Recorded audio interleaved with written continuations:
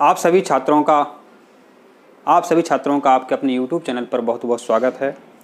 हम इस वीडियो में आपके लिए कक्षा 12 विषय समाजशास्त्र सोशियोलॉजी अध्याय 2 भारतीय समाज की जनसांख्यिकीय संरचना के सभी OT टाइप के क्वेश्चन लेकर के आए हैं, जिनसे परीक्षा में हम ऐसी आशा कर सकते हैं कि एक भी प्रश्न आउट नहीं होगा और आपको परीक्षा में क्वेश्चंस के आंसर याद रहेंगे। ये हम आपको गारंटी दे सकते हैं, क्योंकि हम इस तरीके से समझाते हैं कि आपको आंसर याद रहते हैं।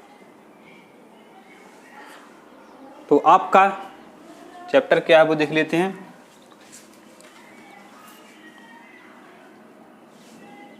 यहाँ दिख रहा है आपका चैप्टर है बच्चों भारतीय समाज की एक एक चीज समझाएंगे। भारतीय समाज की जनसांख्यिकी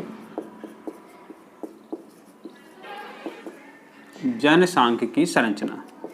देखो सबसे पहले आपको अपने टीचर की बात माननी चाहिए। पहली बात तो ये कहते हैं आपको अपने टीचर की बात माननी चाहिए। आपको कोई डाउट लगता है तो आप कमेंट कर सकते हैं। हमारे स्कूल के छात्रों के समाजशास्त्र में नंबर अन्य सभी विषयों से सबसे अच्छे आते हैं। हम ऐसी आशा कर सकते हैं अपने छात्रों से कि हमेशा की तरह आपके नंबर अन्य विषयों से अच्छे आए। ठीक है, तो देखो क्या है भारतीय समाज की जनसांख्यिकी संरचना। तो यहाँ पर आपको देखना है ये क्या लिखा है जन, ये लिखा है सांख्यिकी। इसको हम ऐसे समझ सकते हैं, ये लिखा है जन माने होते हैं लोग और संख्या माने होते हैं अंक। ठीक है, तो इसी से एक नया शब्द बना है जनांकिकी। क्या बना है? जनांकिकी एक शब्द बना है। तो जनांकिकी शब्द जो है सबसे पहले किसने दिया था, ये भी परीक्षा में पूछा जाता है। तो आपको यहाँ पर ध्यान रखना पड़ेगा गुइलार्ड ने।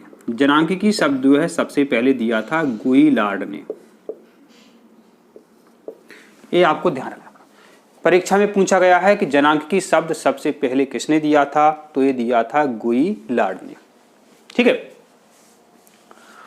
अब बच्चों जो है चैप्टर जो आपका जनसांख्यिकी है, परीक्षा में ये भी पूछा जाता है कि जनसंख्या के विज्ञान को क्या कहते हैं।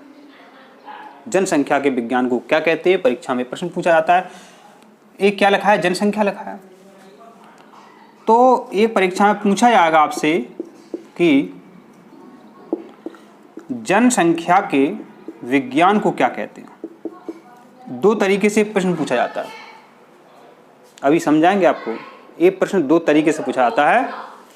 तो जनसंख्या के विज्ञान को क्या कहते हैं, ये रिक्त स्थान में पूछ सकते हैं, वैसे भी पूछ सकते हैं। ठीक है, तो जनसंख्या के विज्ञान को कहते हैं जनसांख्यिकी। क्या कहते हैं? जनसंख्या के विज्ञान को जनसांख्यिकी कहते हैं। बच्चों ध्यान देना, जनसंख्या के विज्ञान को जनसांख्यिकी कहते हैं। कई किताबों में बच्चों जनांकिकी लिखा है, कोई दिक्कत नहीं है। आपको परीक्षा में जो याद आ जाए वो लिख देना, जनांकिकी कहते हैं। ठीक है, कोई दिक्कत? क्या सीखा अपन ने अभी? जनसंख्या के विज्ञान को जनांकिकी या जनसांख्यिकी कहते हैं। जनांकिकी शब्द सबसे पहले गुइलार्ड ने दिया था। परीक्षा 2 नंबर में बच्चों, ये 2 नंबर में इस रूप में पूछा जाता है कि जनांकिकी क्या है, जनांकिकी क्या है। हमने आपको बताया कि जनांकिकी 2 नंबर में भी पूछा जाता है, तो आपको याद कर लेना चाहिए। बहुत सरल है जनांकिकी। जनांकिकी वह विज्ञान है, जनांकिकी वह विज्ञान है जिसमें किसी समाज की जनसंख्या के आकार, घनत्व, या पुनः एक बार सुनो, जनांकिकी वह विज्ञान है जिसमें किसी समाज की जनसंख्या के आकार व घनत्व तथा उसमें होने वाली कमी या वृद्धि के संबंध का अध्ययन किया जाता है, जनांकिकी कहते हैं। जनांकिकी शब्द गुइलार्ड ने दिया था। इतना लिख दो किसी में इतनी क्षमता नहीं है कि आपके 2 नंबर काट ले। 3 नंबर का आएगा तो 3 नंबर देने पड़ेंगे कॉपी चेक करने वाले को, और 2 नंबर में आए तो 2 नंबर आपको यहाँ पर मिल जाएगा। ठीक है, तो हमने जनांकिकी की आपको यहाँ पर ये परिभाषा बता दी। अब बच्चों यहाँ देखो प्रश्न वहीं से बनेंगे। ये लिखा है जनसांख्यिकी। ठीक है, तो बच्चों जनसांख्यिकी शब्द के कई पर्याय हैं। जनसांख्यिकी शब्द के कई पर्याय हैं। एक तो आपका एक जनसांख्यिकी हो गया, ध्यान देते जाना। दूसरा आपका हो गया जनांकिकी, एक ही बात है। अंग्रेजी में बच्चों इसको डेमोग्राफी भी कहते हैं। अंग्रेजी में बच्चों जनसांख्यिकी को डेमोग्राफी भी कहते हैं। ठीक है, अब बच्चों डेमोग्राफी शब्द है, किस भाषा का शब्द है ये भी पूछा जाता है। तो बच्चों आपको पता होना चाहिए यह यूनानी भाषा का शब्द है। ग्रीक भी लिखा आ सकता है, ध्यान देना। तो बच्चों जो जनसांख्यिकी है इसको जनांकिकी भी कहते हैं, अंग्रेजी में इसको डेमोग्राफी कहते हैं। बच्चों डेमोग्राफी यूनानी भाषा का शब्द है, याद हो जाना चाहिए। डेमोग्राफी बच्चों शब्द है 2 शब्दों से मिलकर के बना है। जिस तरह से अपन हिंदी में संधियां होती हैं, 2 शब्दों से मिलकर के कोई शब्द बनता है, तो ये बना है बच्चों आपका डेमोस प्लस ग्राफीन से। ये भी परीक्षा में कई बार बच्चों पूछा गया है कि जो डेमोग्राफी शब्द है किससे मिलकर के बना है, बता देना। डेमोस तथा ग्राफीन से मिलकर के बना है, डेमोस और ग्राफीन। डेमोग्राफी किस भाषा का शब्द है बच्चों? डेमोग्राफी यूनानी भाषा का बच्चों शब्द है। ठीक है, तो किसी भी देश के आर्थिक विकास के लिए, किसी भी देश की नीतियां बनाने के लिए जनगणना की जाती है प्रत्येक 10 वर्ष बाद। ठीक है, तो यहां बच्चों एक नेक्स्ट क्वेश्चन क्या बनाते हैं, वो आदर्श जनसंख्या सिद्धांत। आदर्श जनसंख्या सिद्धांत। ठीक है, आदर्श जनसंख्या सिद्धांत किसने दिया था? ये कई बार परीक्षा में पूछा जाता है। मेरे प्यारे बच्चों इसको याद करो। आदर्श जनसंख्या सिद्धांत थॉमस रॉबर्ट माल्थस ने दिया था। आदर्श जनसंख्या सिद्धांत किसने दिया था? थॉमस रॉबर्ट माल्थस ने दिया था। किसने दिया था? थॉमस रॉबर्ट और माल्थस। थॉमस रॉबर्ट माल्थस ने आदर्श जनसंख्या सिद्धांत दिया था। अब बच्चों क्या है, यह प्रश्न घुमा करके वो रिक्त स्थान में भी पूछ लेते हैं। यह प्रश्न घुमा करके बच्चों वो रिक्त स्थान में भी पूछ लेते हैं। वो कैसे पूछते हैं कि आदर्श जनसंख्या सिद्धांत को ... कहते हैं। ऐसे यहां लिख देंगे कहते हैं। तो आदर्श जनसंख्या सिद्धांत को ... कहते हैं, तो यहां लिख देना माल्थस सिद्धांत। तो यहां लिख करके आएगा। तो आदर्श जनसंख्या सिद्धांत को बच्चों माल्थस सिद्धांत भी कहते हैं। ठीक है, आपको माल्थस ध्यान रखना। किसने दिया था? पूरा नाम क्या है? थॉमस रॉबर्ट माल्थस है। रिक्त स्थान में कैसे आएगा? आदर्श जनसंख्या सिद्धांत को ... सिद्धांत भी कहते हैं। तो क्या कहते हैं? माल्थस सिद्धांत भी कहते हैं। यहां आपको ध्यान रखना। आशा करते हैं बच्चों आपको वीडियो समझ में आ रहा है। अब हम वीडियो को इसको यहाँ पर हम बच्चों साफ कर देते। अपने भारत की जनसंख्या बच्चों कितनी है, ये कैसे पता चलता है? ये जनगणना से पता चलता है। ये कैसे पता चलता है? जनगणना से पता चलता है। तो बच्चों यहाँ पर ध्यान देना, सबसे पहली जनगणना पूछी जाती है बच्चों। सबसे पहली जनगणना, ठीक है, पहली जनगणना कब हुई थी? आपको पता होना चाहिए बच्चों। सबसे पहली जनगणना बच्चों 1872 को हुई थी। हमने कहा बच्चों पहली जनगणना कब हुई थी? बता दो। पहली जनगणना कब हुई थी? बता दो। तो बता से अपन 72 याद कर सकते हैं। ठीक है, तो भारत की पहली जनगणना बच्चों कब हुई थी? बता दो। 1872 में हुई थी। फिर बच्चों प्रश्न इस तरीके से ही बनता है कि पहली व्यवस्थित, ठीक है, या कहें नियमित, माने यहां से जनगणना एकदम अच्छी तरीके से शुरू होना हो गई। तो बच्चों ये हुई आपकी 1881 से। वेरी वेरी मोस्ट, जो बच्चे 12वीं पास करके कंपटीशन का एग्ज़ाम देंगे उनको ये प्रश्न हमेशा मिलता है। पहली नियमित जनगणना कब हुई थी? तो 1881 से पहली नियमित जनगणना शुरू हुई थी। ठीक है, नियमित 1881 से शुरू हुई थी। अब यहाँ बच्चों, अब बच्चों क्या होता है, कई किताबों में 1882 लिखा है, किताबों में इतने कन्फ्यूज़न है क्या बताएं। जो हमारे छात्र हैं सोशियोलॉजी में नंबर पूरे एमपी में सबसे अच्छे आते हैं, हम आपको उनके मार्कशीट भी दिखाते हैं। वो इसीलिए आते हैं क्योंकि वो एक्यूरेट क्वेश्चन का आंसर देते हैं, सही देते हैं। किताबों में बहुत गलत लिखा होगा, आप हमारी वीडियो देखोगे तो कोई समस्या नहीं है, आपको एकदम क्लियर आंसर मिलेंगे। तो बच्चों आपको पता है कि 2011 में जनगणना हुई थी, उसके बाद कोरोना वगैरह आ गया तो जनगणना हो ही नहीं पाई। अब हम पहले ही आपको बता चुके हैं कि बच्चों 10 वर्ष बाद जनगणना होती है, 10 वर्ष बाद जनगणना होती है। अगर हम 81 में 10 जोड़ते चले जाएं तो आपको 11 मिलेगा, 11 मिलेगा। अगर यहाँ 82 होता तो 11 कैसे मिलता? 10 जोड़ेंगे अपन ऐसे, गणित के छात्रों छोटी सी बात है तो माने ये 1881 करेक्ट आंसर है कि पहली नियमित जनगणना, नियमित शब्द आ जाए बच्चों और व्यवस्थित आ जाए तो तभी 1881 लगाना है, नहीं सिर्फ इतना लिखा रहा है कि पहली जनगणना कब हुई थी? तो 1872 में हुई थी। ठीक है, अब बच्चों 2011 में जो जनगणना हुई थी बच्चों, इसमें अपन कितने लोग हैं? अपन यहाँ में 121 करोड़ लोग हैं। कितने हैं? 121 करोड़ लोग हैं। ठीक है, अब बच्चों यहां वो पूछते हैं आपसे कि किस राज्य की जनसंख्या ज्यादा है, किस राज्य की जनसंख्या कम है। ठीक है, देखो अब ये पूछें अधिक जनसंख्या वाला राज्य, क्या? अधिक जनसंख्या वाला राज्य, अधिक जनसंख्या वाला राज्य और सबसे कम, यहां लिख सकते हैं सबसे कम जनसंख्या वाला राज्य। हमने स्कूल में पूछा कि सबसे अधिक जनसंख्या किस राज्य की है और सबसे कम जनसंख्या किस राज्य की है, तो उस लड़के ने या उस लड़की ने एक जवाब दिया कि सर आप हमसे क्यों पूछ रहे हो, आपका तो प्यारा स्टूडेंट है, उसी से पूछो। उसने हमें जवाब दिया कि आपका वो प्यारा स्टूडेंट है, आप उसी से पूछो, हमसे क्यों पूछ रहे हो। तो बच्चों उसने जवाब दिया उसी से पूछो। उसने क्या कहा? उसी से पूछो। यहां पर आपको ध्यान रखना, उसी शब्द को आपको ध्यान रखना है, इसी में उत्तर छपा हुआ है, इसी में उत्तर छपा हुआ है।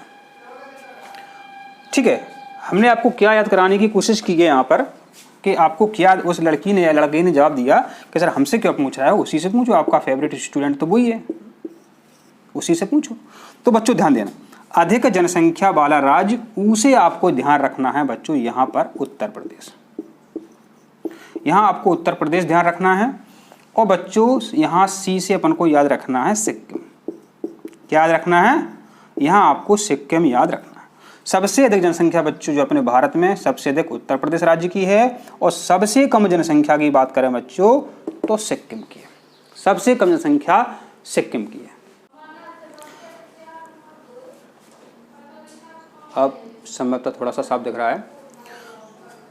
तो उसी से अपन ने क्या किया कि उत्तर प्रदेश की जनसंख्या सबसे ज़्यादा है और सिक्किम की कम है। यहाँ बच्चों एक प्रश्न और बनाएंगे कि किस राज्य का जनसंख्या घनत्व तो ज़्यादा है और किस राज्य का जनसंख्या घनत्व तो कम है।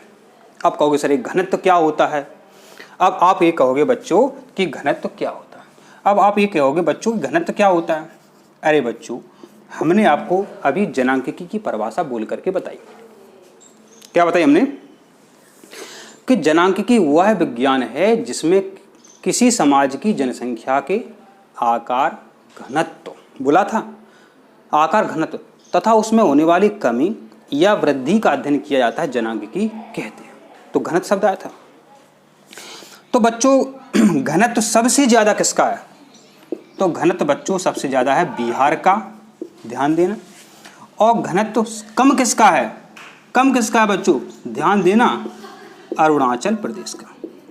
तो सबसे कम जनसंख्या घनत्व अरुणाचल का है, सबसे बिहार का है। याद कर लो बच्चों, बहुत इंपॉर्टेंट। सबसे अधिक जनसंख्या घनत्व बिहार का है, सबसे कम जनसंख्या घनत्व अरुणाचल प्रदेश का है। इसका मतलब क्या समझो। अगर बच्चों क्या है, हमने 1 किलोमीटर का जाल फैला दिया, हमने 1 किलोमीटर का जाल फैला दिया, ऐसा हमने 1 किलोमीटर का जाल फैला दिया, 1 किलोमीटर का जाल फैला दिया, तो 1 वर्ग किलोमीटर हो गया। आप तो ये 1 वर्ग किलोमीटर हो गया। तो बच्चों यहाँ पर हमको 1000 समाप्त 1102 व्यक्ति मिलेंगे 1 वर्ग किलोमीटर के एरिया में। लेकिन हम बात करते हैं अरुणाचल प्रदेश की बच्चों, तो मात्र 17 लोग हमको देखने को मिलेंगे। माने जब एक निश्चित क्षेत्रफल में, एक निश्चित में 1 वर्ग किलोमीटर जिसमें अधिक लोग रहें, केमिस्ट्री की बात करें तो अधिक अणु रहें, तो उसका जनसंख्या घनत्व ज़्यादा होता। इसको और समझो, एक टेबल पर 2 लोग बैठे हैं, एक टेबल पर 3 लोग बैठे हैं, तो किसका जनसंख्या घनत्व ज़्यादा है? जिस पर 3 लोग बैठे हैं। लेकिन टेबल जो उसी समान आकार की होनी चाहिए। ठीक है, तो बच्चों अब अपन अपने देश की बात कर लेते हैं। बच्चों देश में जो जनसंख्या घनत्व है, संपूर्ण देश का जो जनसंख्या घनत्व है 382 व्यक्ति प्रति वर्ग किलोमीटर। ये भी पूछ सकते हैं कि पूरे भारत की बात करें, पूरे भारत का औसत निकालें तो 1 वर्ग किलोमीटर में कितने लोग रहते हैं? तो 382 व्यक्ति भारत में 1 वर्ग किलोमीटर में रहते हैं। तो भारत का जनसंख्या घनत्व कितना है? 382। एक बात ये हो गई। सबसे अधिक जनसंख्या घनत्व किसका है? बिहार का है, 1102 है। सबसे कम जनसंख्या घनत्व अरुणाचल प्रदेश का है, जिसमें 17 व्यक्ति प्रति वर्ग किलोमीटर को हमको देखने को मिलेंगे। ठीक है, चलो, प्रति वर्ग किलोमीटर में जनसंख्या कहाँ ज़्यादा रहती है? बिहार में रहती है। तो बिहार का जनसंख्या घनत्व सबसे ज़्यादा है। तो ये मतलब अगर ऐसी बात करें कि भारत में जनसंख्या वितरण में, प्रश्न ऐसा आएगा या रिक्त स्थान आया कि भारत में जनसंख्या वितरण में ... क्या भरेंगे? तो अपन भरेंगे विषमता। भारत में जनसंख्या वितरण में क्या है बच्चों? विषमता है। देखो, बिहार में 1 वर्ग किलोमीटर में 1102 लोग रह रहे थे, और बच्चों बात कर लेते हैं उसकी अरुणाचल प्रदेश की, 17 लोग ही रह रहे हैं। जनसंख्या की बात करें तो उत्तर प्रदेश में कितनी जनसंख्या रह रही है? सिक्किम में बहुत कम रह रही है। तो ये क्या है? असमानता है, विषमता है। तो भारत में जनसंख्या वितरण में क्या है? विषमता है। ठीक है, चलो इसको हम समाप्त बैठते हैं, फिर अपन देखते हैं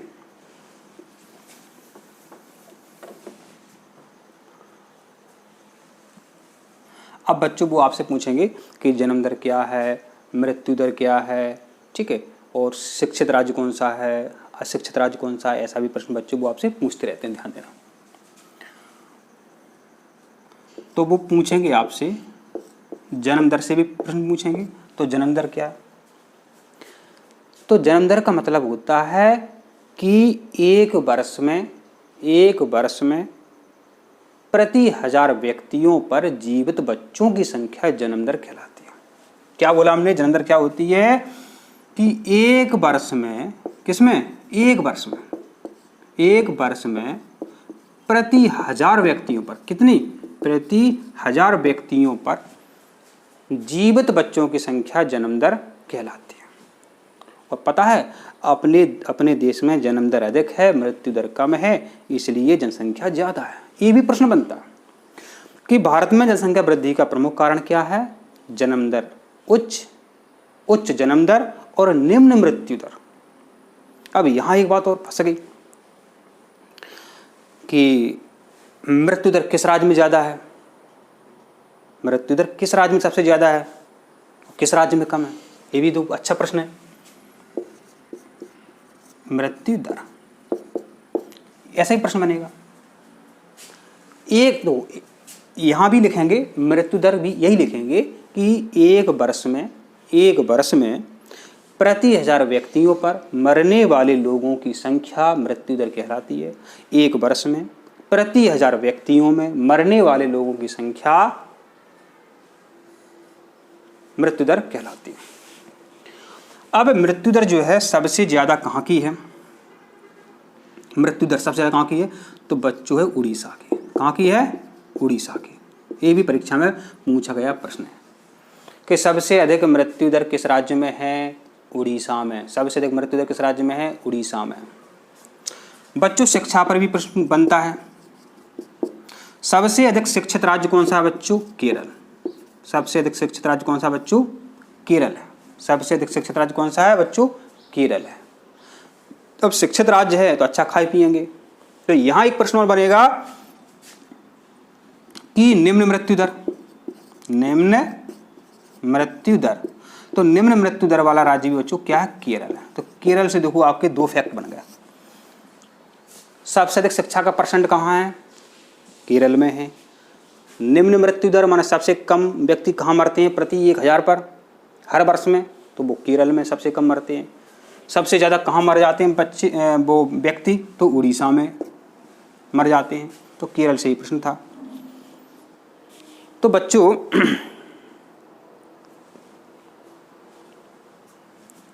हाँ, ये आपका हो गया। अब बात कर लेते हैं कि भारत की जनसंख्या में शिक्षा का कितना परसेंट है, कितने परसेंट जनसंख्या अपनी साक्षर है, पूछा जाता है बच्चों। तो भारत की 74.04 जनसंख्या, ये भारत की बात हो रही है, इंपॉर्टेंट है। भारत में 74% की साक्षरता, भारत में 74% साक्षरता का परसेंट है, 74%। ध्यान देना, भारत में कितनी परसेंट है साक्षरता? 74% है। अब यहाँ बच्चों वो पूछेंगे आपसे कि महिलाएं जो होती हैं, महिलाओं का एक राज बता रहा है आपको हम, महिलाओं का एक राज बता देते हैं। महिलाओं की सबसे कम साक्षरता, सबसे कम साक्षरता किस राज्य में है?